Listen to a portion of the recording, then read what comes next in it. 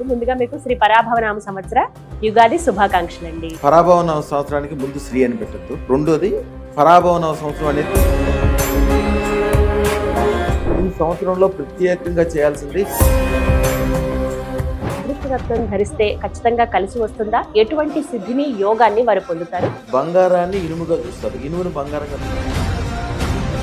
ఎవరి జాతకం బట్టి వాళ్ళు ధరించాలండి. అదృష్టం ఉంటే మీరు, మీ పిల్లలు, మీకు సంబంధించిన వాళ్ళు, మీకు దమ్మన్నం పెట్టేవాళ్ళు, మీ వెనకాల ఉన్న వాళ్ళు అందరికీ కూడా ఐశ్వర్యాలు గుర్తిస్తారు. అర్హత ఏదైనా ఉండాలండి, ఇలా ఉండాలి, ఇలా ఉన్న వాళ్ళకి అదృష్టరత్నం ఇస్తాము. అదృష్టనానికి ఉండే అర్హత ఏంటంటే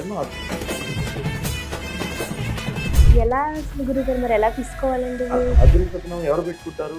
నేను మంచిగా ఉండాలి, నా కుటుంబం మంచిగా ఉండాలి, నా సమాజం మంచిగా ఉండాలి, నా చుట్టూతో అందరూ ఐశ్వర్యవంతులై ఉండాలి, అందరూ గొప్పగా ఉండాలనుకున్న వాళ్ళే అదృష్టం పెట్టుకుంటారు.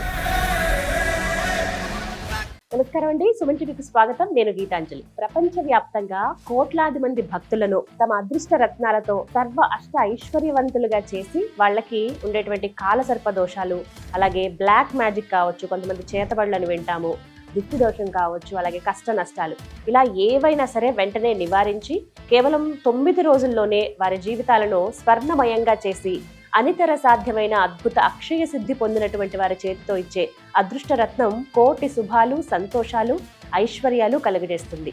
ఇది భక్తుల విశ్వాసం.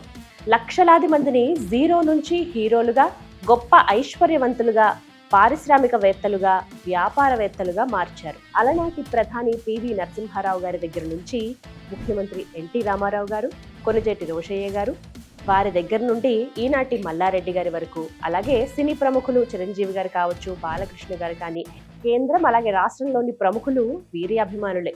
వీరిచ్చేటువంటి అదృష్ట రత్నాన్ని ధరించి అద్భుతాలు జరుగుతాయని ప్రపంచవ్యాప్తంగా కోట్లాది మంది ఘంటాపథంగా చెబుతారు. వారి టెస్టిమోనియల్స్ మనం కోకొల్లలుగా చూడొచ్చండి. అటువంటి గురు మహారాజ్ రమణ యోగిలాల్జీ గురుగారు ప్రస్తుతం మనతో పాటు ఉన్నారండి. వారితో మాట్లాడి ఈ పరాభవనామ సంవత్సరంలో మనందరం కూడా అదృష్ట రత్నాన్ని ఖచ్చితంగా ధరించాలా, అసలు ఈ సంవత్సరం ఎలా ఉండబోతోంది, ఏ ఏ రాశుల వారికి ఎలా ఉంటుంది, వారు గనక అదృష్ట రత్నం ధరిస్తే ఖచ్చితంగా కలిసి వస్తుందా, ఎటువంటి సిద్ధిని యోగాన్ని వారు పొందుతారు, గురుగారి మాటల మీద తెలుసుకుందాం. నమస్కారం గురుగారు.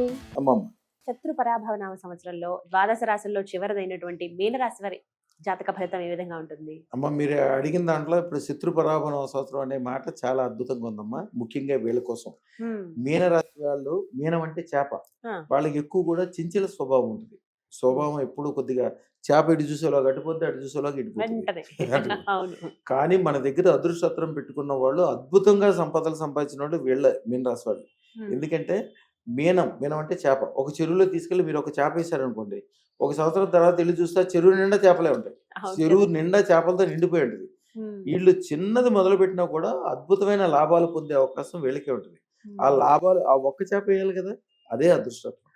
వీళ్ళు అదృష్టత్వం అనే ఒక విత్తనం వాళ్ళ జీవితంలో వేసుకుంటే ఎక్కడి నుంచి ఎక్కడికి వెళ్తారు. ఎందుకంటే దీనికి అధిపతి బృహస్పతి. బృహస్పతి అంటే ఆయనకి అధిపతి స్వర్ణం ఎక్కువగా సంపాదించడం అనేది వీళ్ళకి. మనసు ఎప్పుడు చంచలంగా లేకుండా స్థిరంగా ఇచ్చేది ఆయనే. ఈ చంచలంగా ఉన్నా ఏమన్నా ఉండే మీరు ఏది ముట్టుకుంటే అది బంగారం చేసే స్వభావం వీళ్ళకి ఉంటుంది.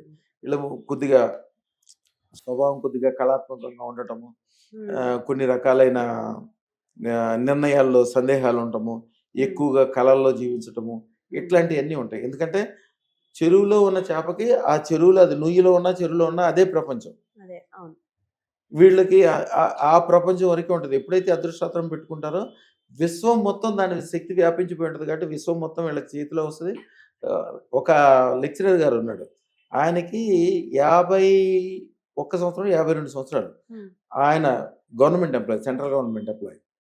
ఆయన ఆ వయసు వరకు ఒక ఇల్లు లేదు. అలా మిస్సెస్ ఎప్పుడు గోల పెట్టేది, ఇల్లు లేదు ఇల్లు లేదు ఇల్లు లేదని. మన దగ్గరకు వచ్చాక నేను చెప్పి అదృష్టం పెట్టించి దానికి ఆ మంత్రం ఇచ్చి పంపించాను. కరెక్ట్గా 3 రోజుల తర్వాత ఈసీఎల్ ఎక్స్ రోడ్లో ఒక 3 అంతస్తుల బిల్డింగ్ కొన్నాడు. కొన్న తర్వాత వచ్చిన తర్వాత వాళ్ళ మిస్సెస్ చెప్తుంది, సార్ నిన్నటిదాకా డబ్బులు లేవు అన్నాడు. నేను అడిగింది చెన్నెళ్ళు, 3 అంతస్తుల బిల్డింగ్ కొన్నాడు ఈయన అంటే. సరే, చాలా సంతోషంగా మాట్లాడుకున్నారు, నాకు స్వీట్లు ఇచ్చారు, దండం పెట్టారు, అవన్నీ చేసేవారు. తర్వాత మళ్ళీ 3 నెలల తర్వాత వచ్చాడు. అక్కడికి దగ్గరలో ఒక ఊరు ఉంది, ఆ ఊర్లో 6 ఎకరాల భూమి కొన్నాడు. అది ఆ భూమి ఇప్పుడు విపరీతమైన రేటు పెరిగింది. తర్వాత వాళ్ళ అల్లుడు గారు ఎక్కడో పనిచేస్తాడు. వాళ్ళ అల్లుడు గారితో కలిసి డబ్బులు కలుపుకొని ఒక గచ్చిబౌలి దగ్గర 8 ఎకరాల ల్యాండ్ తీసుకున్నాడు. అసలు మీ దగ్గర ఏమో ఫస్ట్ ఏమో ఏమీ అపార్ట్మెంట్ లేవు. కొనడానికే డబ్బులు లేవు. ఇప్పుడు ఈ డబ్బులు ఎక్కడి నుంచి వచ్చినాయి? వ్యాపారం చేస్తున్నారు, వ్యవహారం చేస్తున్నారు, ఏదేదో రకరకాల పనులు చేస్తున్నారు, ఎవరెవరో వస్తున్నారు, డబ్బులు ఇస్తున్నారు. ఎక్కడండి ఇంట్లోంచి వాళ్ళ ఆవిడ గారు అంటే ఆవిడతో పాటు వాళ్ళ ఆవిడ ఆయనతో ఎప్పుడు కలిసే ఉంటుంది కదా! ఉమ్. ఆవిడే అడుగుతుంది నా దగ్గర కూర్చుని. ఆ, ఎక్కడి నుంచి వస్తున్నాయండి మీకు డబ్బులని? ఆ. అదే మీన రాశి. మీన రాశి ఒక్కసారి అదృష్టతను పెట్టుకున్నాక ఎక్కడెక్కడ సంపదలు వాళ్ళ కలిసి దగ్గర వస్తుంది. చేరుకుంటుంది. ఉమ్. ఇప్పుడు ఆయన స్వయంగా కాలేజీ పెడుతున్నాడు ఒకటి. ఉహుం. స్వయంగా కాలేజీ పెడుతున్నాడు. ఆర్ట్‌కి సంబంధించిన కాలేజీ. ఆయనది యాక్చువల్‌గా 370 మందితోటి పెడదామని అనుకుంటే 1800 మంది దాంట్లో చేరడానికి మొదలయ్యారు. ఫస్ట్ ఆయన అనుకున్నది రూ. 6,00,000 ఫీజు అనుకున్నాడు. ఇప్పుడు 18,00,000 ఫీజు. ఓన్లీ ఫస్ట్ హైదరాబాద్‌లో అనుకున్నాడు. ఇప్పుడు 3 సిటీల్లో పెడుతున్నాడు. ఆహా. మీన రాశి వాళ్ళకి అది అట్లాగే అదృష్టం. ఉంటుంది. ఏదో అదృష్టం పెట్టుకున్నాక లేనంతసేపు ఎప్పుడు మనసు చంచలంగా ఉండటం, వెనక్కెళ్ళటం, ముందుకెళ్ళటం అట్లాగే వాళ్ళ మిసెస్‌కైతే ఆవిడ పేరు మీనాక్షి దేవి. ఉమ్. మీనమంటే కూడా మీనమంటే కూడా కదా? చేపే. ఆ. ఆవిడైతే ఆవిడకి ఎన్ని బంగారాలు కొన్నాడో ఆవిడకే తెలియదు. ఉమ్. ఆ? ఎక్కడి నుంచి వస్తుందండి బంగారం? ఎక్కడ ఉంది? మా ఇంటి నిండా బంగారం చేరుకుందండి. 3 అంతస్తుల బిల్డింగ్‌లో ఎక్కడ చూసినా బట్టలే, ఎక్కడ చూసినా ఐశ్వర్యమే. ఉమ్. మనోళ్ళు, కార్లు, కొద్దిగా పెద్దగా చేసేది ఏముండదు పని. ఉమ్. కానీ డబ్బులైతే ఇంటికి వచ్చి జారిపోతున్నాయి. ఉమ్. అట్లా మీన రాశి వాళ్ళకి తెలవకుండానే అట్లా అభివృద్ధి చెందింది. డబ్బు వస్తుంది. కేవలం అదృష్టం పెట్టాక తర్వాత లేకపోతే ఆయన 50 సంవత్సరాల వయసులో కూడా అదృష్టం పెట్టుకోకపోతే ఆయన తర్వాత కూడా అలాగే ఉండేది లైఫ్. ఉమ్. అమ్మ నిజమే. మరి అదృష్టం వారికి మంత్రం గాని ఏదన్నా తంత్ర ప్రక్రియ చెప్పండి గురుజీ. అమ్మ మీన రాశి వారికి స్వర్ణం అమ్మ. ఉమ్.